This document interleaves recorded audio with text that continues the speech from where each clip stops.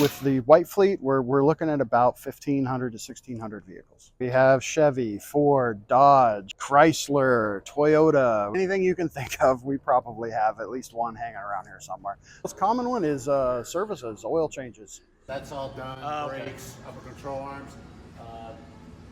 Brake booster is leaking, so it needs to be changed. We don't just change the oil and let it go. We give it a complete, once over and take care of whatever it is that needs to be taken care of. Looks like this got new control arms. We might be working on a Prius tomorrow, and yeah. I might be working on a backhoe in the afternoon. Street sweepers, we have a water truck. Not to mention just the equipment, the generators, the welders that are on the trucks. We take care of all that. There's not a problem that we run into that we can't work a solution out for. It's like working on a jigsaw puzzle.